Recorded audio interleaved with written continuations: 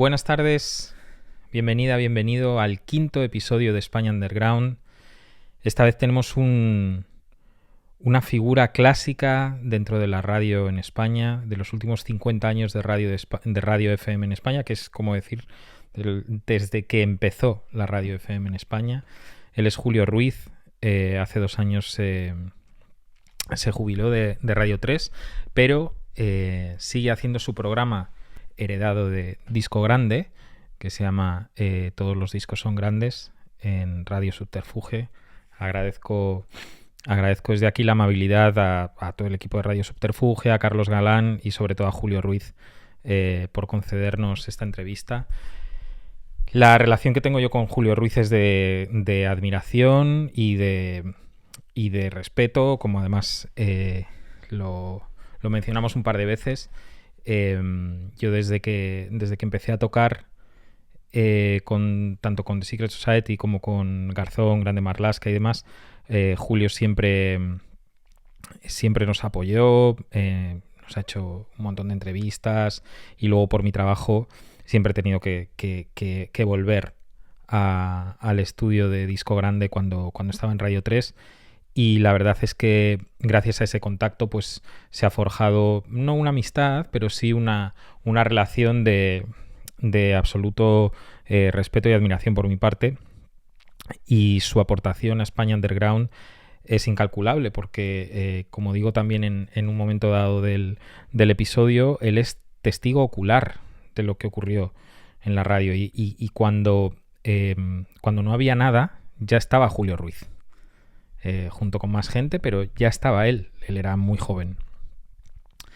Este episodio en realidad sí que tiene ese aura de episodio un poco nostálgico que he intentado durante la entrevista se ve que intento salirme de ahí todo el rato, ¿no? y tratar de analizar un poco más bien el contexto material que existía en aquella época. Me ha gustado especialmente cuando Julio habla de los viajes a Londres, porque en España no existía esa industria musical tan desarrollada como en Inglaterra, por un tema político, por la dictadura. Cómo había algunos discos que no se editaban en España y él como amante de la música quería tener. Y luego una anécdota que me ha encantado ha sido cuando ha hablado de la censura, ¿no? De cómo tenían que rellenar todos los días unas hojas donde contaban cuál iba a ser la programación del día siguiente, y estas hojas tenían que ser selladas por el Ministerio de Información, creo que dijo. O si no se podía hacer el programa. Es decir, el gobierno militar de Franco controlaba los medios de comunicación y tenían que pasar su filtro. Lógicamente, y por suerte, estamos lejos de ello. Esto me conecta con el tema político del día, que son las elecciones de mañana. Y en realidad he adelantado la salida de este episodio por no formar parte o por tratar de evitar la avalancha de información que va a haber mañana del tema de las elecciones, que va a ser un monotema mañana y el lunes. Entonces, adelantándome un poco y por supuesto sin querer formar parte de todo ese torrente de información, pues creo que es muy amable sacar una entrevista como esta de Julio Ruiz, que en realidad no te puede dejar mejor cuerpo antes de lo que creo que va a ocurrir mañana, especialmente en Madrid, de donde soy yo, aunque no resida allí, porque claramente pues no es buena noticia que el equipo de Ayuso, con Ayuso a la cabeza, vaya a renovar su mandato. Otra cosa importante, hace un rato he estado contestando a un tema en Twitter, a 2 bandas en concreto, a Montefuji y a The Antagonist, creo que se llama el chico que me ha escrito, que no conozco en persona, o sea, no sé quién es y tampoco he escuchado nada de lo que hace. Donde un poco se quejaba de que él mandaba su disco, su trabajo a a los medios de comunicación y nunca le contestaban, ¿no? A los medios de comunicación, sobre todo a los blogs de música y demás, y nunca le contestaban. Y yo he salido en defensa de los blogs de música y también en defensa de un poco del sentido común. Yo creo que es necesario que los artistas, como dice Montefuji, no somos una banda emergente, somos una banda underground.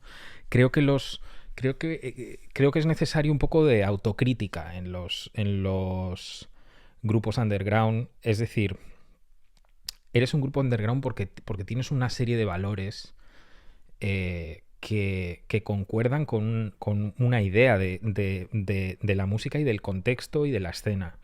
Es decir, pues eres un artista underground porque no quieres pasar por los mismos canales por los que pasan los grupos que no escuchas y que suelen ser los grupos mainstream. Y eres un artista underground porque quieres hacer las cosas de otra manera, quieres tocar en otros sitios, quieres abrir otros espacios, quieres que tus conciertos sean espacios seguros, quieres controlar el proceso, quieres poder ofrecer tu música sin intermediarios, quieres además que los precios estén controlados y demás. Eso es ser un artista underground.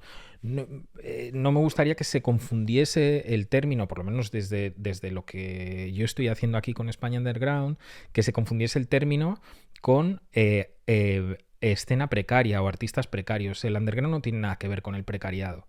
Nada que ver. Y confundir eso es caer un poco en lo que el sistema está promoviendo, que es que nos gastemos el dinero en agencias de comunicación, tengamos que pasar todos por el mismo aro, tengamos que tener todos manager, tengamos que en realidad jugar al mismo juego que juega todo el mundo. Y yo creo que hay una manera mucho más fácil y puede que incluso más inteligente de sortear este tipo de inclemencias, la inclemencia de escribir y que no te contesten, de que nadie te conozca y demás, y es haciendo que te conozcan. Y hacer que te conozcan no es yendo con tu guitarra o con tu piano de redacción en redacción para que la gente sepa quién eres. Que te conozcan es empezar a entablar relaciones laborales, entre comillas, profesionales, con diferentes actores del sector. Es verdad que yo lo he tenido más fácil porque siempre he trabajado en la música. Entonces, yo puedo escribir un día a gente del BIME, puedo escribir a Tomás Fernando Flores de Radio 3, puedo escribir a salas de conciertos, puedo escribir a distribuidoras, puedo escribir a managers, puedo escribir a medios, puedo escribir a otros grupos. Y lo hago de igual a igual, lo hago de colega a colega, de colega de trabajo a colega de trabajo. Algunos son amigos porque se han convertido en amigos con el tiempo, porque hemos compartido una serie de experiencias, pero no necesariamente tienen que ser amigos. De modo que creo que nos ahorraríamos y os ahorraríais los artistas y las artistas que estáis en esta situación un poco angustiosa, que es, joder, estoy tratando de sacar adelante un proyecto, pero nadie me hace caso. Bueno, pues empieza a currarte todo desde la base. Es decir, controla tus relaciones fomenta tus relaciones con la prensa, foméntalas. Puede que no tengas nada que presentar, yo no tengo nada que presentar ahora.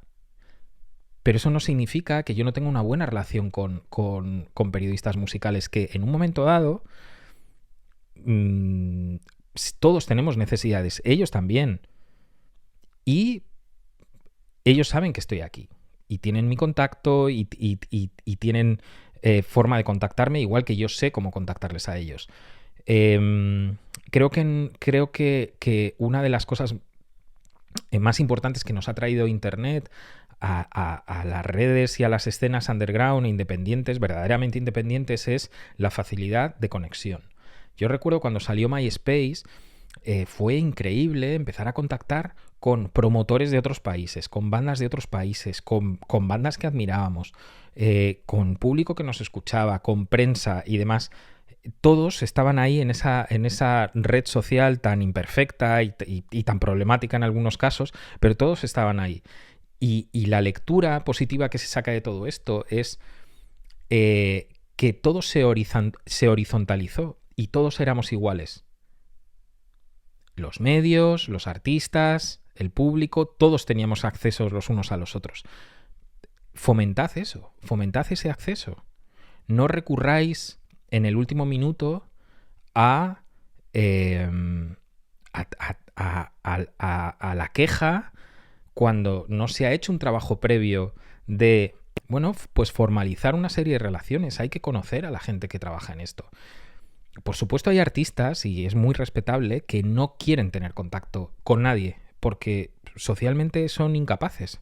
Bueno, pues para eso hay servicios que se pueden contratar. Servicios de prensa, servicios de management, servicios de booking y demás.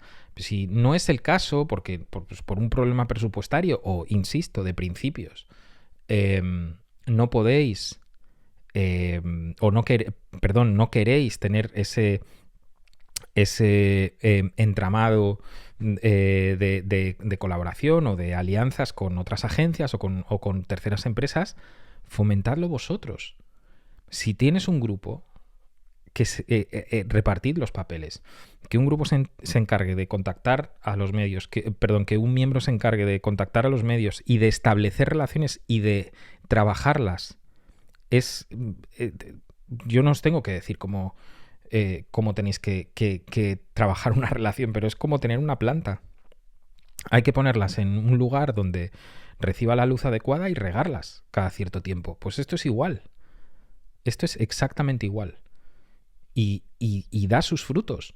Porque en el fondo lo que ocurre con todos estos medios no es que nos contesten no solo porque no conozcan quiénes sois.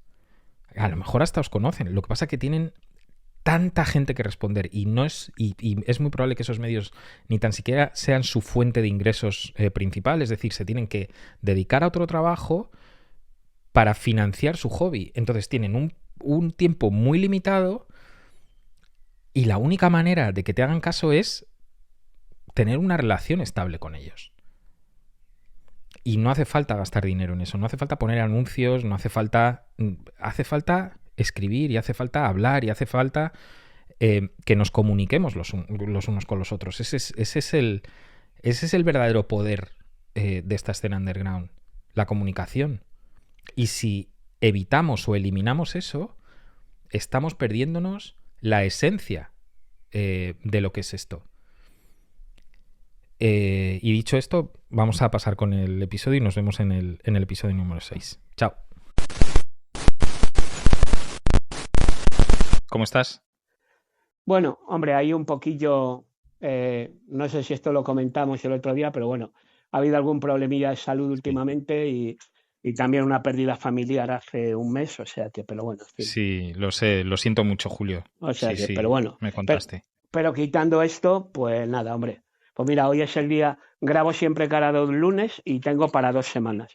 O sea, hoy ahora dentro de un rato grabo los 2 podcasts de el que se sube mañana y el que se sube el martes siguiente. O sea que siempre grabamos de 2 en 2. O sea que nada, Claro, qué bien. y Qué bueno, bien. pues como te comenté también el otro día, que fíjate tú lo que me importa, años después, volver al hobby. O sea, que la radio vuelva a ser el hobby como fue durante muchos años de mi vida. O sea, que ya ves tú, vamos, encantado.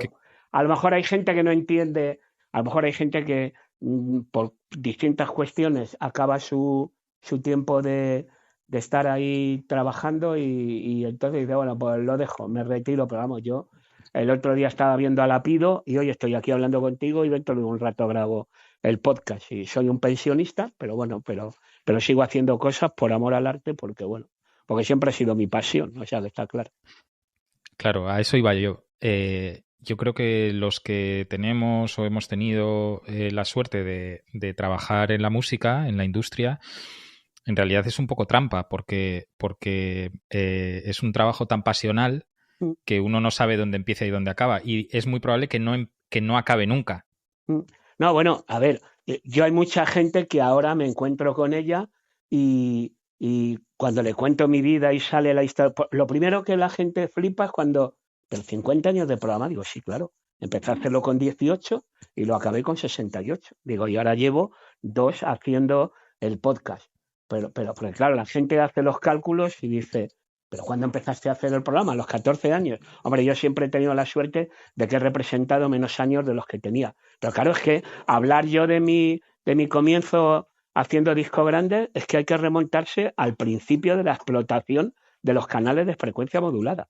La FM no existía. Mi madre, que en paz descanse, la pobre, tenía que coger el transistor y poner ahí la antena y hacer juegos malabares para poder escuchar el programa de su hijo, que salía en una frecuencia que estaba virgen. Hoy en el dial se monta una frecuencia sobre otra, y en aquella época el dial estaba absolutamente, bueno, estaban empezando a ponerse, a explotar las emisoras convencionales, los canales de frecuencia modulada. Y por eso, bueno, a alguien se le ocurre, bueno, a alguien no, Alfonso Eduardo, que, bueno, un monstruo de la comunicación, radio, lo sabía todo de cine, de música, de flamenco, es el responsable de aquel programa que se emitía en Radio España, que se llamaba Explosión 68 y que patrocinaba Pepsi Cola. Me estoy acordando, fíjate, a lo mejor este mensaje hoy no sería políticamente correcto, pero recuerdo que uno de los jingles de Explosión 68 era: ofrécele una Pepsi a tu chica. Es una forma como otra ofrécele una Pepsi a tu chica, es una forma como otra cualquiera de decirle qué rica está. En fin. Y Alfonso Eduardo es el que, pues no sé de qué manera, a los jefes de Radio Popular, que acababa de instalarse en España, en Madrid, en la calle Juan Bravo, pues le dice: venga, vamos a explotar el canal de FM, que apenas está el de Radio Madrid de los 40 principales. Y ahí nos metemos una serie de gente que lo único que tenemos es pues un cariño por la música y que somos unos piraos y bebiendo del propio Alfonso Eduardo, del propio Carlos Tena, del fallecido Carlos Tena, José María Íñigo, de Joaquín Luqui, que fue el que relevó a José María Íñigo en Radio Madrid, Ángel Álvarez, por supuesto, y sin tener ni puñetera idea de hacer radio, pues nos ponemos delante de un micrófono. Nos ponemos delante de un micrófono y a manejar los platos, porque hacíamos autocontrol. Yo estaba aquí en la mesa, aquí tenía la consola, a mi izquierda estaban los magnetófonos de estos de bobina, que ahí era donde 10 años después, porque Disco Grande empieza en el año 71, yo pincho las maquetas de Nacha Pop, de Los Secretos, de Alaska, de Flash Strato, el de los Nikis, y a la derecha estaban los platos con los que, bueno, este es el nuevo disco de Bob Dylan, y soltabas y éramos, o sea, fue como tirarte de cabeza el empezar a hacer radio. Estamos hablando del año 71, es que han pasado 52 años. En la fecha de nacimiento de Disco Grande es 27 de marzo de 1971. Yo creo que vi una foto tuya de cuando despediste Disco Grande en Radio 3, sí. Una foto de esa época de Radio Popular en la que ya o sea, eres perfectamente reconocible, pero claro, eres un chaval, sí. Y es verdad que había alguna gente detrás, como 3 o 4 personas, y tú estabas manejándolo todo de pie, si no recuerdo mal en esa foto, con una consola muy rudimentaria, o sea, tendría, no sé cuántos canales tendría, pero sí, supongo perdona, ese era el estudio central de Radio Popular, el estudio central, y por eso era tan... Y efectivamente, en ese momento, mira, y además esa foto es de las 24 horas Beatles, que en Radio Popular FM hicimos 24 horas dedicadas a los Beatles. Esto estamos hablando del año 73, 74, una cosa así. Y como éramos tan...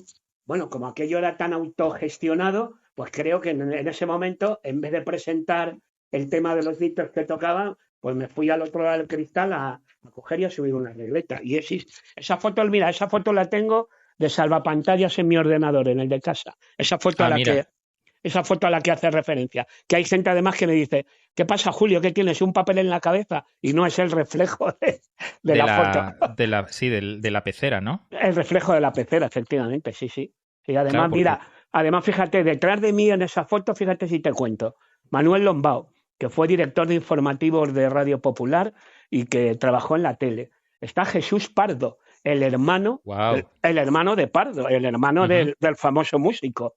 Y está Chema, componente en tiempos de Nuestro Pequeño Mundo, que también hizo radio. O sea que fíjate los que están detrás de mí que ilustres en esa foto. Claro, claro. Porque en el 71 todavía existían, o sea, los Beatles estaban publicando discos todavía. No, bueno, en el 71 se acababan de terminar los O sea, Beatles. Claro, yo siempre digo que Let It Be, ¿de Let It Be de cuándo es? Lo tengo por aquí. no, no, fíjate, mi debut y que es previo a empezar a hacer radio es en Disco Express, el periódico, Ujú. aquel periódico musical que se hacía en Pamplona y que Joaquín Luqui, porque claro, Joaquín Luqui ha pasado a la historia como aquel que decía saludos para ellos, para ellas, la música que ponía de grupos para fans y tal, pero Joaquín Luqui tiene una época anterior de hacer el Disco Express, prácticamente lo hacía él solo, y yo con mi amigo José Luis Preciados, que abogado laboralista que hace ya años que vive en Málaga y que se ha jubilado, hacemos nuestra primera colaboración en Disco Express, año 69, o sea que teníamos 16, 17 años recién cumplidos, sobre el primer disco de Led Zeppelin. Eso es lo primero Joder. que escribimos. Y lo segundo es un artículo sobre la Incredible String Band. Fíjate, el otro día hablaba yo con Íñigo de los Estanques y le hablaba de la Incredible String Band. Y mira, esto es un grupo que por el rollo psicodélico setentero está muy cerca de vosotros. Todo esto, ¿por qué te lo digo, Pepo? Pues porque recuerdo que formando parte de la plantilla, entre comillas, porque principio de todo, fíjate, si la radio al principio era hobby, imagínate estas cosillas que escribíamos para el Disco Express. Pues recuerdo perfectamente una portada de Disco Express que decían, los Beatles se separan, y era 1970. Yo Claro, durante... el Let Sí, It Be, lo acabo sí, de chequear, es de mayo del 70. claro. Si además, mira, yo una de mis últimas acciones así especiales en Disco Grande fue para mí 4 álbumes que son absolutamente básicos, que son por este orden, el Peppers, el doble álbum blanco, por este orden de edición, que no de grabación, porque Let It Be, Abbey Road están cambiado el orden de grabación a aparición. Ujú. Sgt. Peppers, el blanco, el Abbey Road y el Let It Be, liaba allí a los grupos que, mira, tú te escapaste porque ya no estabas en activo. Y los que venían, había que pagar el impuesto revolucionario, que se tocaban en la Gato para la posteridad. 2 canciones de su disco que venía a presentar y una del álbum de los Beatles que estaba cumpliendo los 50 años. Ah, qué bueno. En 2017 fueron los 50 del Peppers, en 2018 los 50 del Blanco, en 2019 los 50 del Abbey Road y en 2020 los 50 del Let It Be. Afortunadamente ya se habían separado, me jubilaron en junio de 2021 y no se me quedó la obra de los Beatles incompleta, no se me quedó incompleta. Tú empezaste en la radio, pero tú no tienes estudios de periodismo, ¿o sí? Sí, claro. Es Ah, más, vale. yo te digo, yo lo que ocurre es que empiezo a hacer radio cuando todavía no he empezado a hacer, yo acabo mi preuniversitario y empiezo a hacer biológicas allí en la universidad. Y hago 3 años de biológicas porque para aprobar la educación física juego un partido de fútbol entre biológicas y físicas en el campo de químicas, que estaba el campo hecho un lodazal, había llovido, parecía un sembrado, y voy con el balón, sale el portero a mis pies, se cae encima de mi rodilla la tríada, menisco, ligamento interno y cruzado. La Oh. rodilla izquierda tengo como si fuera una lata de melocotón abierta porque no había en aquella época artroscopia. ¿Qué ocurre? Que como estoy jorobado, entre junio y septiembre no apruebo ninguna asignatura y me echan, entre comillas, de biológicas. Si yo hubiera querido seguir haciendo biológica, me hubiera tenido que ir a Salamanca o a cualquier otra universidad para acabar la carrera. Y tengo la suerte de que en esa época periodismo deja de ser la escuela de periodismo y ya tiene rango universitario y empieza a la Facultad de Ciencia de la Información, que no era el edificio que luego se inauguró. Empezamos a hacerlo en la carretera de Salavilla. Y bueno, no hay mal que por bien no venga. Como llevaba unos meses empezando a hacer radio, pues me matriculo Ujú. en la facultad. Y yo por eso cuando me dicen estudios universitarios, pues 3 años de biológicas y licenciado en la Facultad de Ciencia de la Información. Sí, Ok. claro. Yo soy periodista además que yo lo defiendo a saco, periodista de título. Ya sé que cualquier filólogo, abogado, yo qué sé, cualquiera que sepa juntar letras, pues seguramente que sabe que sabe escribir bien y sabe redactar, pero para algo hemos estudiado periodismo, lo que hemos estudiado periodismo. Yo, por ejemplo, en mi época de ganarme la vida en periódicos, pues he tenido que estar ahí con el rotulador, editando, y que esto sí que es grave, poniéndole algunos no puntos y comas, pero Bs y Vs o quitar H o poner H, que yo para mí es quitarle el carnet a un futuro periodista, ¿no? Aspirante a periodismo. Pero yo defiendo bastante el que, bueno, que para algo, sé perfectamente que hay gente que sin haber estudiado la carrera de periodismo puede dar la talla, pero bueno, pero si no, bueno, pues que hubieran quitado en su momento lo que pusieron, ¿no? Que tuviera estudios universitarios, que fuera de rango universitario la carrera de la Facultad de Ciencias de la Información, que ya sabes que estaba dividida en las 3 ramas: periodismo, radio y televisión y publicidad.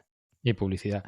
Sí, claro, no tiene nada que ver ser un buen comunicador o una buena comunicadora con tener estudios Claro. universitarios. Y eso, vamos, claramente lo...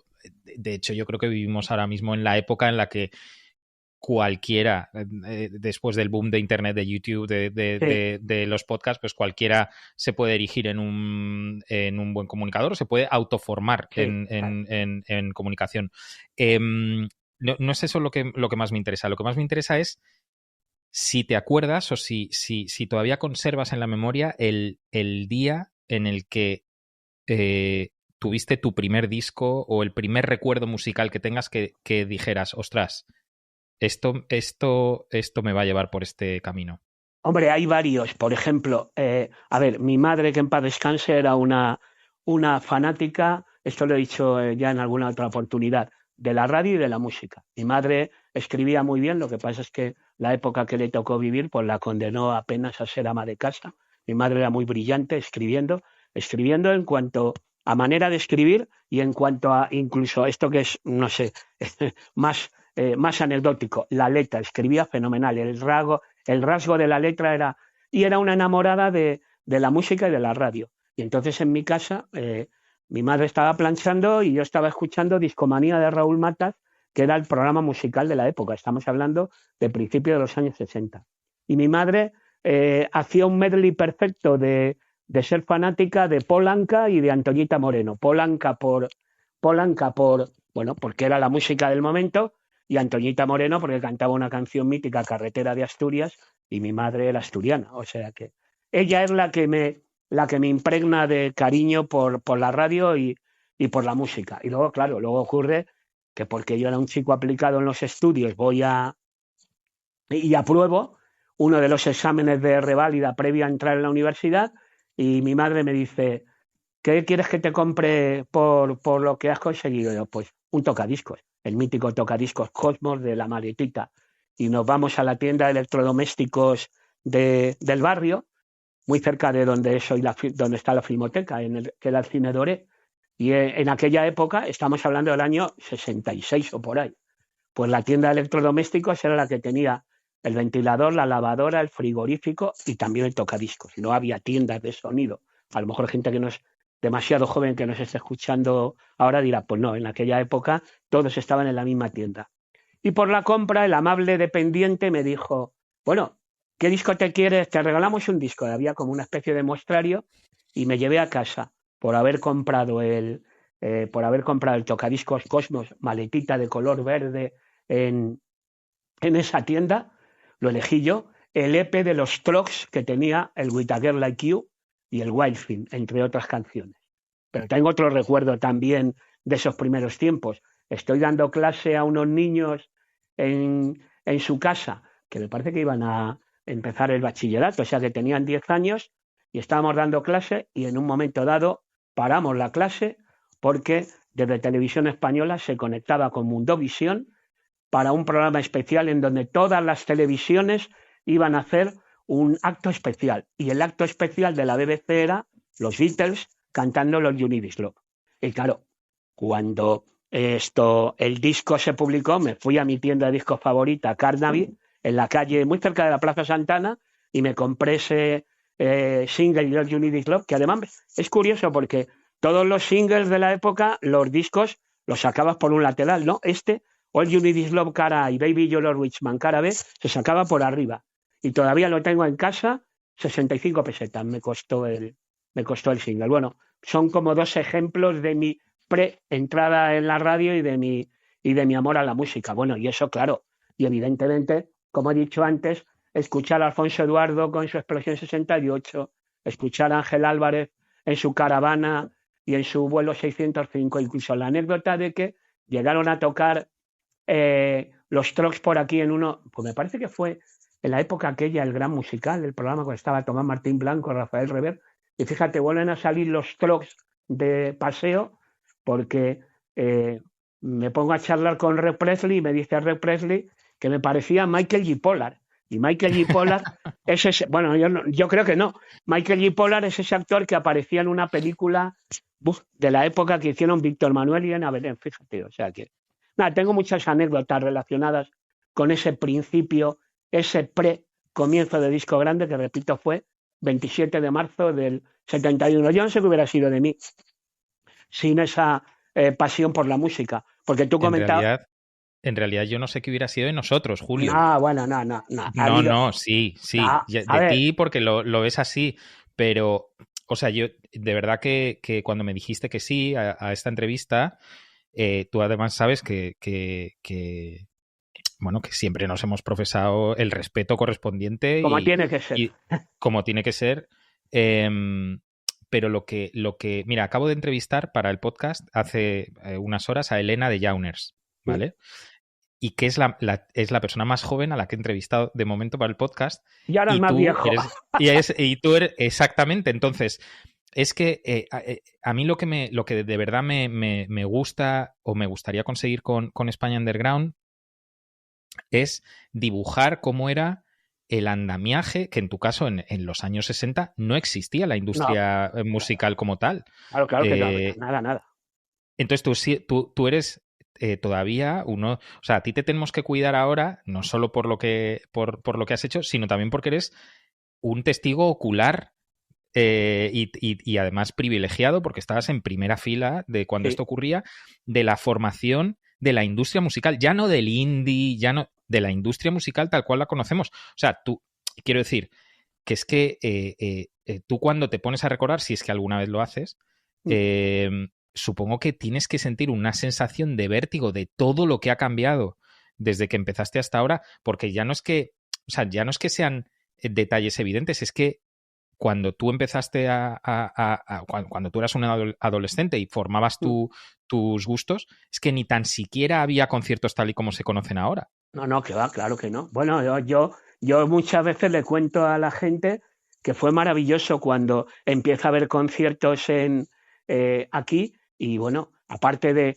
conciertos en la sala Gary Glitter, estoy recordando Budgie, la PCM, que tocaron, estoy hablando por hablar de conciertos que podría ser el equivalente hoy al Sol o cualquier sala, pero luego después en el Teatro Monumental, Blood, Sweat and Tears, Santana, la Mahavishnu Orquesta, la Electric Light Orquesta, bueno, conciertos, claro, hoy en día que tienes que mirar el panorama de festejos, como yo digo, ¿a dónde voy? ¿A este sitio o a este otro? Pero yo sigo teniendo, mira, el día que nos pusimos de acuerdo para ver si hacíamos esta charleta, pues poco después me iba a un acto de celebración de los 40 años del sello DRO y 2 días después estaba viendo a Lapido tocando en la sala Changó aquí, o sea que yo en la medida de lo posible intento, bueno, pues seguir. Ahora evidentemente no es lo mismo mi disco grande 50 años en antena y de los 50 a los últimos 30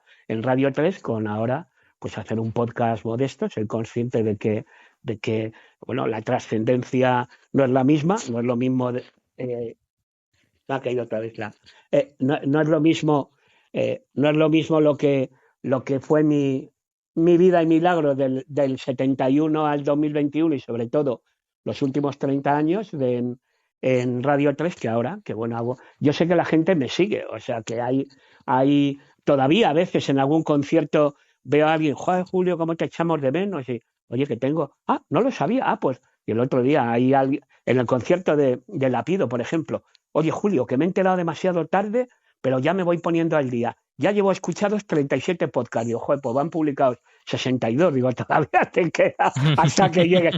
Me gusta, me emociona ver que la gente se entera de que se había perdido algo y está ahora mismo a marchas forzadas recuperando el tiempo perdido. Esto es lo bueno de tener un podcast, que no te lo has perdido, simplemente lo Claro, tienes ahí y claro, lo puedes recuperar claro. cuando tengas tiempo para ello. Una cosa, Julio, la escena, la música en España, sobre todo en los últimos 30 años, 35 años, ha ido desarrollándose igual que en cualquier otro mercado, en cualquier otro país, ¿no? De manera por nichos. Pues estaba el Sí, indie, dentro del indie estaba pues este estilo, este otro y tal. Pero cuando tú empezaste, el nicho era la música, quiero decir. O sea, sí, había unos cuantos locos, ¿no? sí. Que supongo que se mezclaban ahí gente que tenía tiendas de discos, con artistas, con periodistas y con el público que hubiera, pero entiendo que durante un tiempo todos os conocíais, ¿no? Sí, claro, evidentemente en los años 70, por poner el kilómetro cero, ya que mi programa arranca en el 71, evidentemente la mezcla era total y absoluta, estábamos más mezclados porque éramos menos, entre comillas, los interesados. Luego se produce el primer movimiento brutal, que es la nueva ola, la movida, llamémosle como queramos, que ahí sí que empieza, yo diría, que a tejerse esa especie de mundo independiente que bueno, a los indies les llamaron indies mal llamados como si fuera un género a los de los 90, pero en los 80 empieza a haber grupos que se mueven en los programas de radio especializados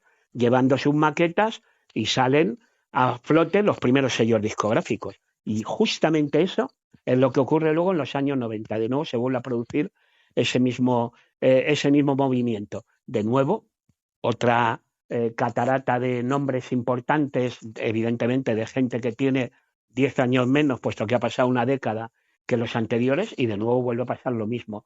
Programas especializados en donde se ponen aquellas maquetas de esos grupos, siempre es el mismo mantra, que, uy, cuántas ideas tienen, pero qué mal las ejecutan, y qué mal canta el cantante, y este no sabe tocar la guitarra, pero al mismo tiempo son la réplica y la contra aquellos otros grupos que a la altura del tercer o cuarto disco ya habían dicho todo lo que tenían que decir, y aunque fueran maestros en el arte de cantar o de tocar la guitarra, ya lo habían dicho todo, absolutamente todo, y no tenía nada que decir. Yo en esto tengo la anécdota, Pepo, que así como en los años 70 aquellos que cultivaban el rock urbano, el rock andaluz, que eran las tendencias musicales de la época, cuando empiezan a salir los artistas de la nueva ola, de la movida, te miran con malos ojos porque estás apoyando a estos imberbes y a esta gente joven que no tiene ni idea de tocar. Eso mismo exactamente lo volví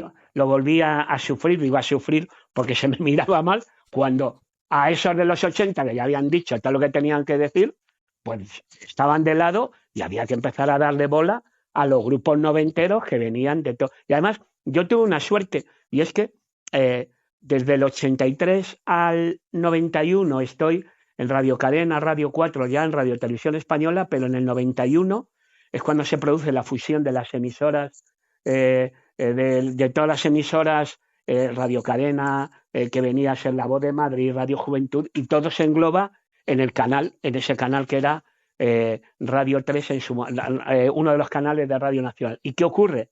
Pues que mira, aparezco con mi disco grande en el año 91 y justamente es más o menos kilómetro cero del territorio indie. Y tengo la suerte de que estoy en ese canal para toda España, aunque anteriormente Radio Cadena, que hacía el programa desde la calle Huertas, ahí ya estaba yo poniendo a los Vancouvers, a Sex Museum, a los Navajos, al Pecho de Andy, al Regalo de Silvia, todos aquellos grupos que podrían ser pre-indies. Pero en el año 91 tengo la suerte de que ya estoy en Radio 3 y los últimos 30 años de disco grande en Radio 3 son ayudando o poniendo la primera piedra para todos aquellos grupos que se les miraba con malos ojos, que hacían mucho ruido y que no sabían cantar. Claro, esto es una cosa generacional. Quiero decir que es que además se da en todas las artes, se da yo creo que en todas las profesiones. Uno siempre mira a la generación que viene detrás de él diciendo, bueno, estos no saben de nada, ¿no? Estos no saben lo que hemos trabajado para estar aquí y ahora quieren venir estos y llevarse el pastel. Pero en realidad no hay nada más ley de vida que eso, ¿no? Claro, Que claro. es ese cambio generacional. Julio, una pregunta, porque yo nunca te he escuchado, seguro que te la han preguntado muchas veces. ¿Tú tenías algún referente radiofónico extranjero? No, no, extranjero no.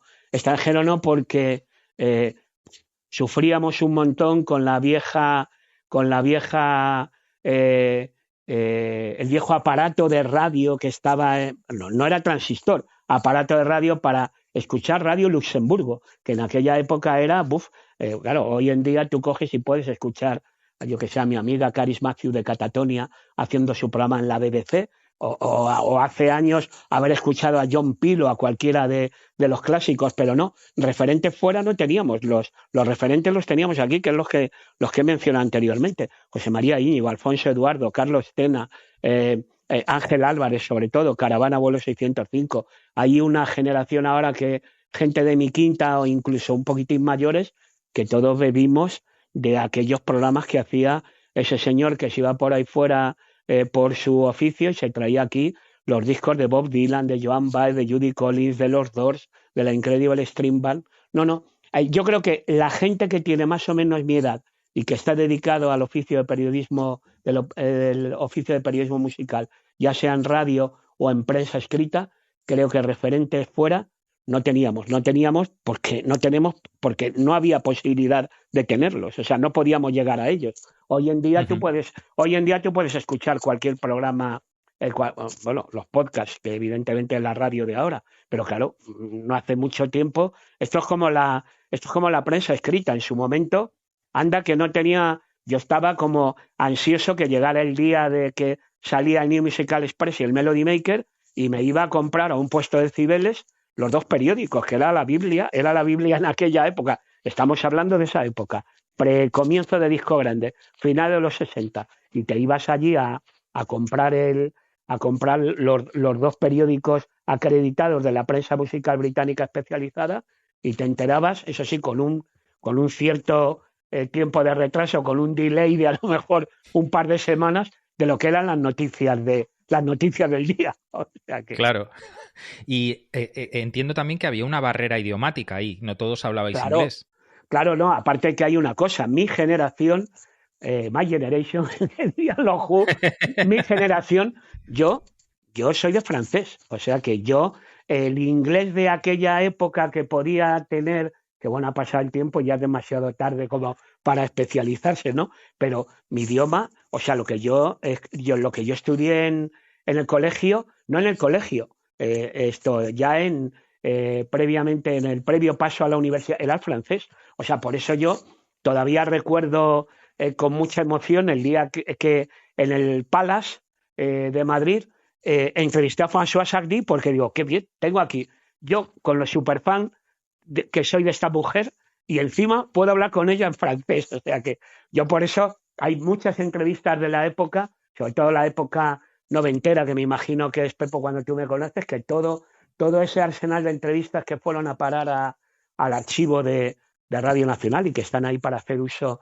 todas esas entrevistas con Oasis, Blur, Elástica, Cranberries, Bjork, todas esas entrevistas, siempre había alguien que podía ser alguien del sello discográfico, el promotor, que me ayudaba en la charleta. Luego yo las editaba y hacía la pregunta, salía la respuesta del invitado y la traducción. Pero yo no, yo claro, yo en aquella época, yo soy de una generación que empezó a aprender inglés por culpa de las canciones y de la música, porque lo mío era el francés y de hecho también, fíjate, el maestro Juan de Pablos, compañero Juan de Pablos, que me saca unos años, pero claro, en aquella época, Johnny Hallyday, Sylvie Vartan, Michel Polnareff, Jacques Dutronc, es que bueno, hay una música francesa impresionante Brutal, en claro, la claro. época sesentera, o sea que en Sí, aquella sí. época presumíamos de saber francés y nos encantaba poner las canciones las canciones en francés, que en mi caso concreto era lo que, anda, que no molaba el coger. Y mi tío, que en paz descanse,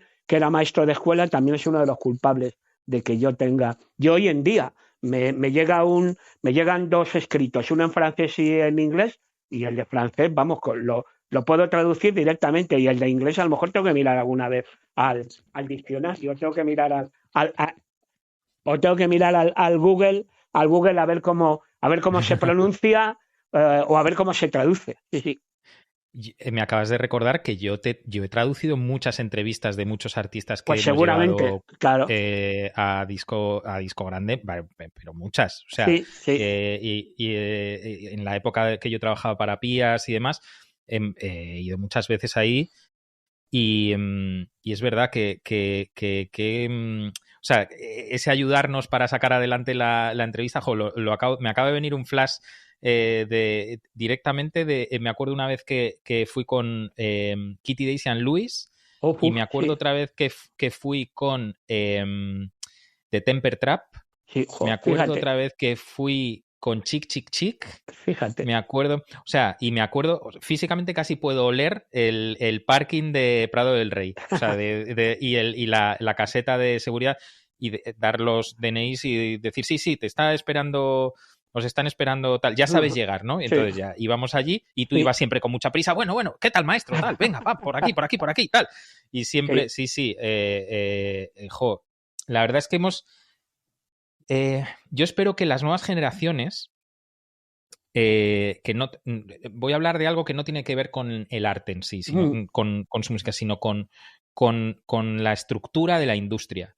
Yo solo espero que sean capaces de crear espacios eh, a los que luego puedan regresar cuando sean más mayores, regresar, me refiero en su recuerdo, en su mente, porque tanto las salas de conciertos como los bares, el otro día entrevisté a Concha de Anta, no sé si te acuerdas de un grupo Sí, de sí. chicas que se llama Sangre. Sangre, eso es. Ganadores de una liga maquetera de disco grande. Sangre, Ah, mira, efectivamente. esto no lo Sí, sabía, sí, sí, esto sí, no lo sí. sabía. Mirar Pues tendría que mirar ahora mismo en el petete, pero yo creo que Sangre, todavía estoy recordando un concierto brutal en la Burley, pues Sangre deben ser de hace 8 o 10 años o así. Sí, eso claro. es, sí, pues debía ser 2015 o algo así cuando lo debieron Sí, ganar, 2014-2015. Y ella es de Zamora, sí. un sitio muy poco musical, y creció perdón, hizo la carrera en Salamanca. Entonces me contaba que en realidad en Zamora donde se enteraban de las cosas de la música eran los bares. Claro, claro. Porque no había tiendas de discos, o por lo visto había una tienda de discos al lado de la estación de tren y demás. Entonces, claro, es un poco también, entiendo que cuando tú eras joven, debía haber muy pocas tiendas de discos y Sí, muy pocos sitios donde enterarse de qué estaba ocurriendo. mientras estoy hablando contigo, estoy buscando el palmarés maquetero para ver cuándo ganaron Sangre. Pero bueno, mientras tanto te contesto, claro, claro. Bueno, no veas tú lo maravilloso que fue en su momento que en mi barrio, cerca de la Plaza Santana, yo vivía en Antón Martín, se abriera esa tienda, Carnaby Discos. Y quieres creerte que iba emocionado cada semana a ver cómo había cambiado el Hit Parade, porque cogían y las portadas Claro. las portadas las colocaban por orden y, anda, mira, el número 1 es los Kings esta semana. Anda, pues, no, ahora en el 3 están los Monkeys. Era maravilloso. Mira, allí, yo que era muy oyente de Radio Madrid y iba a ver los programas en directo, había allí, al lado de los estudios de la calle, en la Gran Vía 32. Había una tienda que era el servicio radio para todos. Y ahí estaba también, ahí yo me compro el single de los Picnic de Cállate Niña, está comprado ahí, por ejemplo. El single de Los Pasos de Ojo por Ojo, que a mí me parece una canción psicodélica por excelencia, está comprado ahí. No, claro que no había. Las tiendas de discos ya te digo, si los discos se vendían en las tiendas de electrodomésticos. Con eso está dicho todo. Estamos hablando de Ujú. esa época. O sea que imagínate que, claro, el coger muchas veces y conseguir que un disco saliera aquí, porque claro, en España había discos que pasaban de largo. Mira, por ejemplo, el otro día falleció Gordon Lightfoot, artista canadiense del que soy absoluto fan.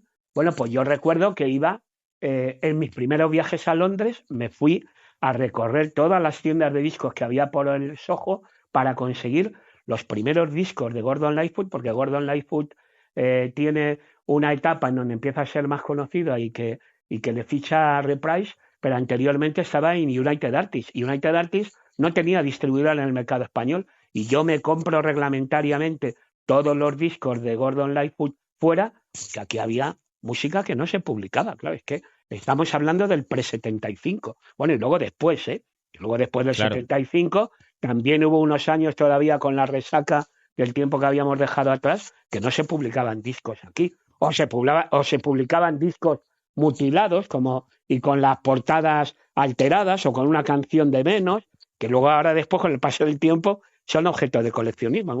Oye, quiero ese disco de Lou Reed que se editó en su momento sin esa canción que estaba censurada. O quiero ese disco de Roxy Music que se amplió la portada de las chicas para que no se viera. O sea que lo que en su momento fueron discos con portadas o con canciones que no aparecían, ahora son objeto de fetiche para los coleccionistas. Sí, yo tengo uno de esos, de casualidad, el de AC/DC For Those About the Rock, que sí. Alguien cometió un error en la imprenta, sí. Era dos colores, tinta a dos colores, era fondo dorado y el nombre y el cañón que aparecía en la portada en negro, sí. Y esto en España se hizo, hay una tirada bastante corta pero importante de miles de discos, que alguien lo hizo al revés, lo puso en negativo, el fondo negro y el dorado. Y de hecho lo tengo, a ver, lo tienes por ahí, ¿no? Bueno, pero eso no deja de ser un error. Sí, claro. Sí, claro. Esto es un error, pero que, esto ahora mismo hay gente que paga bastante pasta por esto, ¿eh? Fíjate, te he contado yo antes, estoy hablando de memoria, pero creo que tengo razón en lo que te voy a decir. Creo yo que esa portada del single de los Beatles, del All You Need Is Love en la cara A y Baby You're a Rich Man en la cara B, creo que ese single que tengo en un ángulo del disco 65 pesetas, que fue lo que costó, yo creo que ese single es también objeto de coleccionismo, porque no fue la portada normal que salió por ahí de esa. Están los Beatles, o sea, tiene una pinta ahí los cuatro, John, Paul, George y Ringo, o sea que... Sí, no, bueno, efectivamente, volviendo a tu pregunta, efectivamente, es que no había el ir a tu tienda de discos favorita y comprarte tu disco era maravilloso, porque ya te digo, había 4 tiendas y media, y claro, para mí fue una maravilla el hecho de que a 2 pasos de mi casa andando, bueno, a 2 pasos, pues salía Antón Martín, la calle Atocha, y a Plaza Santana, me inauguraran esa tienda de discos, Carnaby Discos, que era donde me compraba los discos, y luego sobre todo la emoción esa de ir a ver el Hit Party de la semana, a ver quién era el número 1. Ponían los 10 primeros discos, los ponían en el escaparate y ponían las portadas por orden. Bueno, cosas que a lo mejor ahora parecen tan banales a estas alturas de 60 años después, claro. Bueno, no son banales, porque ahora, lógicamente, las portadas físicas no las ponen, pero se sigue un poco, sobre todo la industria está un poco presa de esa necesidad de la lista del top de Spotify, de aparecer en el número 1, en el número 2, porque eso es visibilidad, y al final lo que hacían esas tiendas, tú te ibas ahí y tú mirabas esos discos, o sea, al final es una manera de visibilizarlo, igual que en Madrid Rock, que ponían en los escaparates de fuera, ponían las 3 o 4 novedades de esa semana, y lógicamente eso tenía una visibilidad brutal en la Gran Vía y fíjate, lo sabían. Fíjate, ahora estoy recordando, voy a hacer también referencia a alguien que ha salido de paseo ya un par de veces, el maestro Alfonso Eduardo. Alfonso Eduardo tenía una lista que era los 50 más, se llamaba los 50 más, y ahí sí que en el programa tú cogías y decías, bueno, pues ahora mismo hablamos con la tienda de discos, no me acuerdo de la época, hablamos con Pepita, hola, ¿qué tal? Hola, Alfonso, en el número 10, en el número 9, y claro, con lo que le daban, con la lista de los distintos puntos, ya eso es cuando había más de una tienda o de 2, y hablaban con Málaga, con Sevilla, con Bilbao, con Barcelona, y con los datos que le daban de las distintas tiendas de discos se elaboraban una lista de discos más vendidos.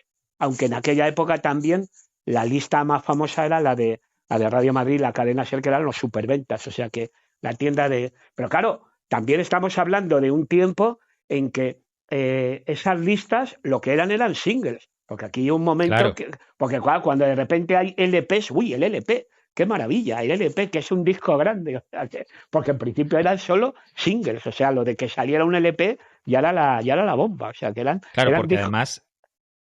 además a todo, o sea, a la época, quiero decir, a la época, a la década en la que todo esto se empieza a conformar, había que añadirle el, el atraso que llevaba España también debido al franquismo. Quiero decir que a esto se le sumaba una condición muy localizada en la que, bueno, había, sí que es verdad que en la última etapa del franquismo hubo cierta apertura, ¿no? Lo que se conoce como la dictadura y la dicta blanda, y eso permitió, bueno, pues también cierta holgura, pues para que hubiese tiendas de discos o discos sin Sí, censurar o que pasaran la censura y demás. Pero claro, que España no es para la gente más joven que nos esté escuchando, claro, ahora esto no cabe en la cabeza de nadie. claro, Sacas un disco y sacas un disco. claro. Pero No, antes era un... no, mira, Dime, dime. no, yo te puedo contar también como anécdota de que en el estudio de Radio Popular FM, ya te digo que empieza el programa y conmigo, otros compañeros a hacer radio, estamos hablando del año 71, 72, 73, 74, o sea que estamos todavía en pre-75, teníamos una máquina carrito Hispano-Olivetti en donde cada día teníamos que hacer la hoja, pero no era la hoja que pasado el tiempo yo he rellenado las hojas de autores, que eran las que iban a la SGAE. No, no, esta hoja era para la censura. Tú tenías que coger y poner lo que tenías que escribir y hacer lo que ibas a poner al día siguiente. Bien entendido, ahora que no nos oye nadie, que muchas veces hacíamos trampas, pero evidentemente teníamos que hacer una hoja. Y además la frase era, oye Julio, ¿has hecho ya la censura? ¿Has hecho ya la censura? Y era el poner disco grande, el 21 de marzo, no sé qué, los Beatles, All You Need Is Love, los Kings, All Day or All the Night, los Doors, Hello, I Love You. Y eso había que mandarlo para que lo visaran y dieran el consentimiento cada día para el día siguiente en el Ministerio de En Información el- y Turismo. y quién lo llevaba ahí? Bueno, hombre, había, pues claro, evidentemente había alguien encargado que eran gente del departamento de programas de la radio, que era quien lo llevaba. Llevan la carpeta y estaban la censura, todas las hojas de todos los programas. En aquella época en Radio Popular FM, la programación se abría a las 12 de la mañana y acababa a la 1 de la madrugada. No era como hoy, que hoy en día la Ya, radio está emitiendo las 24 horas. Empezábamos a las 12 de la mañana a emitir y terminábamos a la 1. A las 12 de la mañana empezábamos con un programa que se llamaba Canto a mi América, que hacían Antonio Gómez, Álvaro Feito y Tina Blanco, que estaba dedicado a Horacio Guaraní, los cantores de Quilahuasi, Mercedes Sosa, eh, y de 12:30 a 1 acabábamos con un programa, y digo acabábamos porque yo, hobby puro y duro, de cualquier forma, ayudaba a los compis a hacer el control, porque Disco Grande iba un poquito antes. Yo tenía dos programas en aquella época, la música pop de PAP de 9 a 10 y Disco Grande de 10:30 a 11, desde que acababa el diario hablado hasta las 11. Y ujú, terminábamos la programación con un espacio que se llamaba Vientos del Pueblo. Gonzalo García Pelayo era el responsable de ese programa y era blues y flamenco, o sea, Big Bill Brunsey y Menese, Champion Jack Dupree y Serena. Y había muchas veces que Gonzalo, que vivía ahí por Quevedo, me llamaba por teléfono y me decía, oye Julio, que estoy en casa, pues, ya no voy para allá, hazte tú el programa. Y yo aquí me tienes que en aquella época cerraba la programación de la FM de 12:30 a 1 de la mañana haciendo Vientos del Pueblo y mezclando blues y flamenco, que era bueno, una buena idea hacer ese programa. O sea que todo esto Julio, que sí, una pregunta. ¿Cuántos discos tienes? pues no lo sé, porque la verdad es que esto me lo han preguntado varias veces. Hay un trastero, hay una ex casa, hay una casa donde vivía mi tía abuela, no lo sé, un montón. Sí que es cierto que hay auténticas joyas en vinilo, evidentemente, bueno, y hay, yo qué sé, hay un material, hay inculables. Lo que me preocupa es, bueno, no tengo el problema. Mira qué rebelde este Sí. auricular derecho. Lo que no tengo miedo es porque, bueno, mis dos hijos son musiqueros los dos y entonces creo que estará el legado en buenas manos. Pero bueno, yo tengo entendido que ha habido compañeros de profesión que han pasado ya por este mismo trance como yo, de estar ya en la reserva y que parece ser que auténticas maravillas de joyas que tienen en su discoteca, incunables o maquetas o CDRs y tal, pues se le ofrecen a sitios institucionales, biblioteca del barrio, biblioteca de la ciudad, lo que sea, y parece que no, no se hacen cargo de ello. O sea que es un poco, es una pena, la verdad. Hombre, yo me Bueno, imagino que cuando llegue el momento de hacer el traspaso de poderes voluntariamente o involuntariamente, digo porque digo, oye, quedaros con esto involuntariamente porque se herede, pues a lo mejor no todo el mundo, no todo el mundo le va a interesar todo lo que he ido coleccionando a lo largo del tiempo, porque claro, yo tengo de mis discos, ya te digo, hay una época determinada en que hay muchos discos comprados fuera. El Blue de Johnny Mitchell, todavía le tengo la pegata de lo que me costó en el Hitmaster Boys en Londres, en una tienda. O sea, mira, ves, uno de los discos que en su momento no se publicó y que hubo que recuperar luego del catálogo de Johnny Mitchell. Hombre, date cuenta que como ferviente admirador de la música, una década, la de los 60, y como persona en activo haciendo un programa de radio, 5 décadas, o sea que son 6 décadas consumiendo música, claro. comprando música y luego, bueno, sí, posteriormente con el paso del tiempo, teniendo la suerte de que como estaba trabajando como estaba trabajando en la radio, pues bueno, ya sabes, el típico material que te voy a contar a ti, el típico material de promo por parte por parte de los sellos discográficos. Pero, por ejemplo, yo hay un disco de Bowie que lo tengo con 5 portadas distintas. Hay cosas de auténtico fetiche, o sea que, y lo que te digo, o sea, Elliot Murphy, por hablar de alguien que luego ahora hace relativamente poco ha venido casi siempre por aquí a tocar, lo mismo. El principio de la carrera de Elliot Murphy, que era RCA, antes de que le fichara CBS, había que ir también por las tiendas del Soho ahí a hacerte con el Aquashow, con el Lost Generation, con los primeros discos de Elliot Murphy. Yo tengo auténticas joyas compradas. O sea, porque claro, la gente de tanto tiempo en la radio, pues tienes un montón de. Sí, tengo, pero yo también me gastaba mis pesetillas.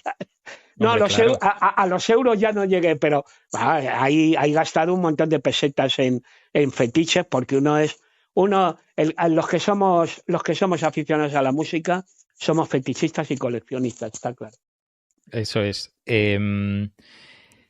Has dicho una cosa muy importante, que es que varios compañeros tuyos de profesión han ofrecido casi al archivo público pues sus Sí. colecciones y han dicho que no. Mm, Yo creo mm, que España tiene un problema con eso. Yo creo que mm, España tiene un problema de aceptar la música como cultura. mm.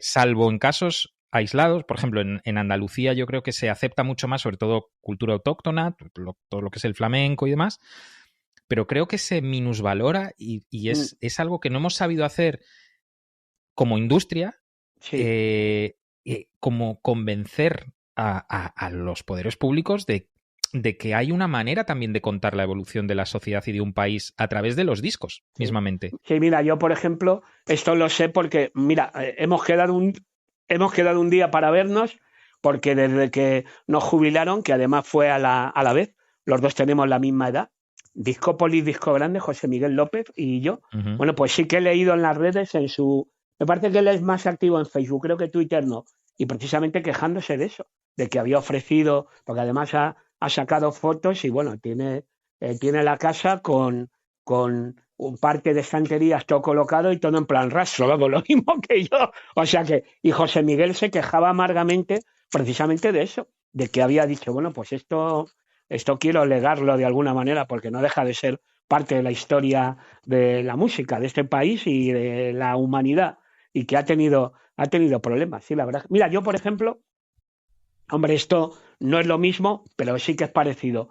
Cuando me dicen que hasta aquí hemos llegado y que en junio de 2021 se acaba nuestra ligazón laboral, mi compañero Carmelo, un tío majísimo del archivo sonoro, viene con el carrito del helado allí al armario donde yo tengo y se lleva todos los incunables, porque claro, en la época no había podcast y no se quedaban grabados los programas. Y se llevó al archivo sonoro un montón de cintas en donde estaban esas gatos famosas que yo hacía en la época, en los 90. Mira, el otro día, hablando del retorno de Heavenly, había alguien que pinchaba y se acordaba de la actuación que hicieron Heavenly en el programa cuando vinieron al Maravillas en el año 94. El otro día también otro ratón de buscar cosas raras sacaba de paseo la actuación que me hicieron en Stereolab para cuando iba a salir el Emperor Tomato Ketchup con David McIntyre ahí a los mandos. O sea que yo tengo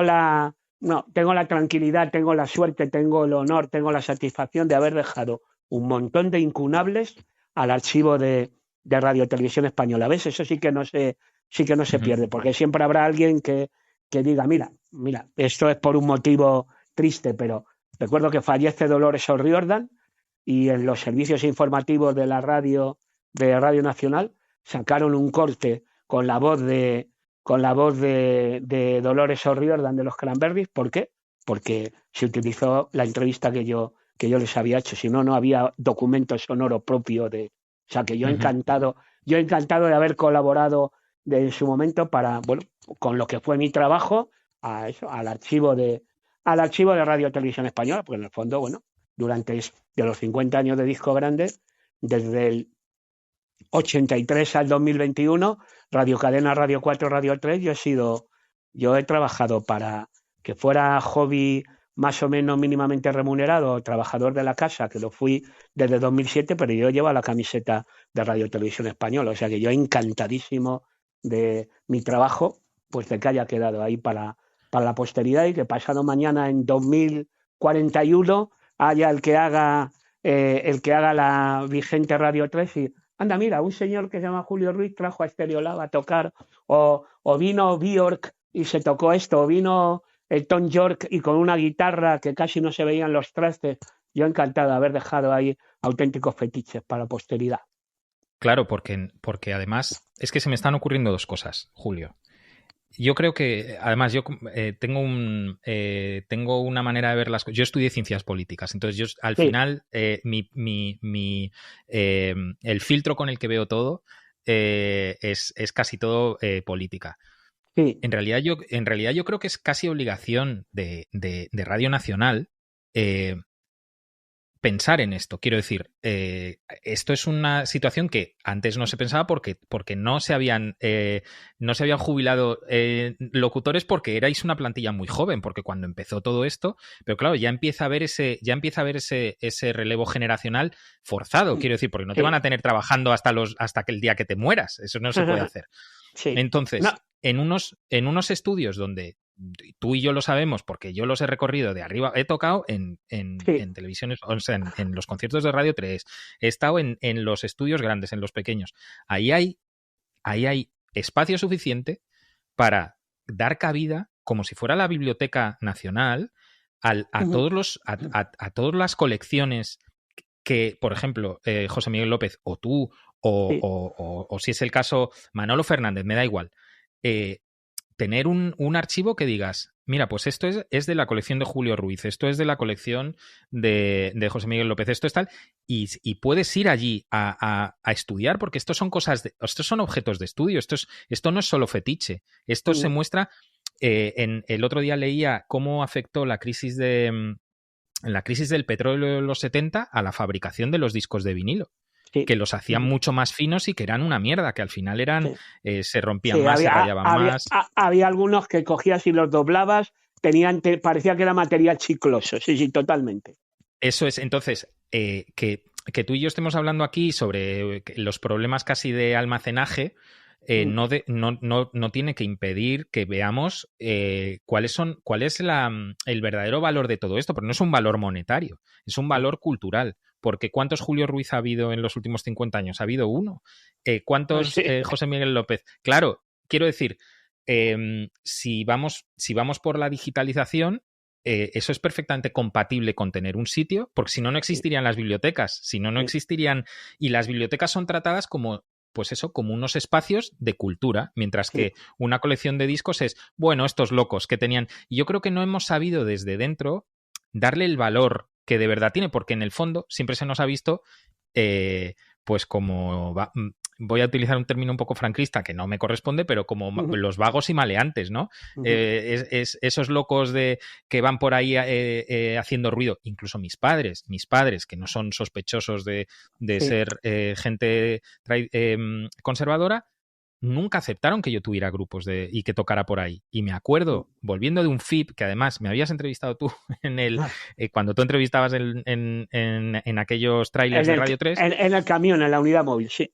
En la unidad móvil, que yo creo que dije que sí a esa entrevista solo para meterme a disfrutar del aire acondicionado durante 25 minutos, porque aquello, había veranos en Benicassim que no se podían estar. Yo me acuerdo que volví a casa, creo que fue el año 2006, cuando Garzón cambiamos de nombre a Grande Marlaska en pleno FIP, que me dijeron, pero sigues con el grupito este. Y me dio tanta rabia que ni tan siquiera mis padres, después de... Yo ya estaba independizado, o sea, yo no tenía que rendir cuentas a nadie. Ya.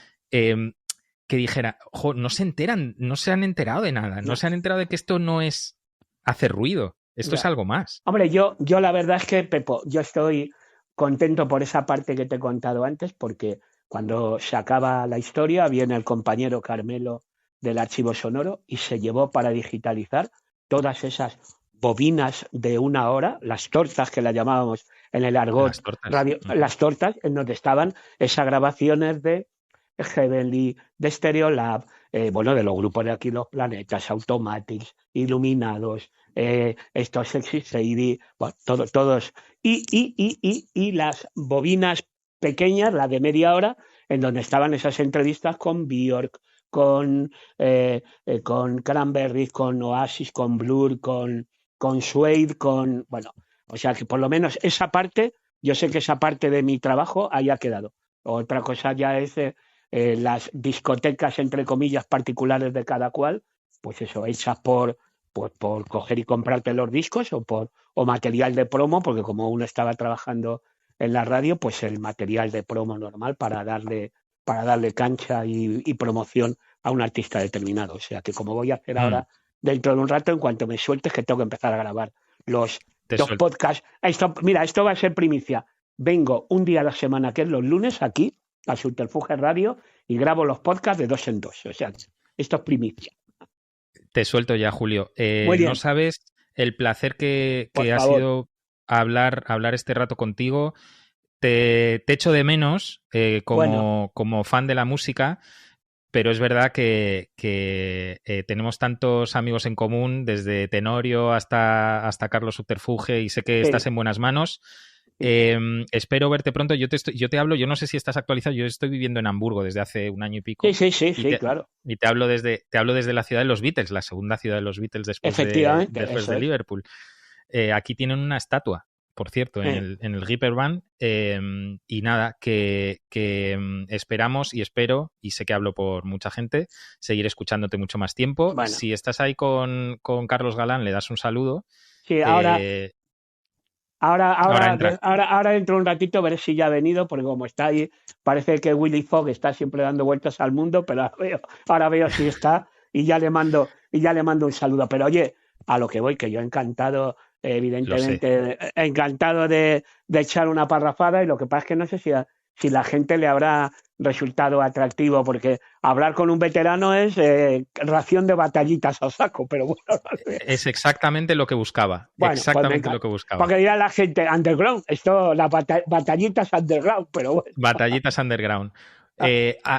Una última cosa, Julio. Yo tenía el nombre perfecto para tu spin-off, para la secuela de Discos Grande, que era Disco Ruiz. Disco Ruiz era perfecto para eso, y se lo dije a Tenorio. Le dije, Disco Ruiz tiene que ser. Pues para cuando lo quieras utilizar. Pues yo te voy a contar una cosa. Mis 2 hijos, que son periodistas, cuando eran pequeños y tenían, yo qué sé, pues a lo mejor se llevan 5 años. Pongamos que 10 y 5 años respectivamente. Un buen día afino el oído en la habitación de mi hija, que es la mayor, y veo que están haciendo un programa de radio que se llamaba Disco Pequeño. Con eso te digo todo. Qué maravilla, qué maravilla. Julio, un abrazo Y es enorme. más, y perdona, y ya te remato la anécdota del todo. Hay una cuña que se utiliza en Radio 4, Radio Cadena, previo a llegar a Radio 3, en donde con la voz de mi hija, pues eso, con 10, 11 años, yo diría que menos, a lo mejor 6 o 7, ahí con esa voz dice, más o menos pequeños, todos los discos son grandes. Y entonces cuando ocurrió lo que pasó, que se acaba disco grande, pero RTV se queda con el nombre del programa, aunque el nombre del programa mío, digo, pues disco grande, todos los discos son grandes. Ya está. Fin de la anécdota. Fin. Gracias, Pepo. Nos vemos, Julio. Muchísimas Hasta gracias. luego. Un placer.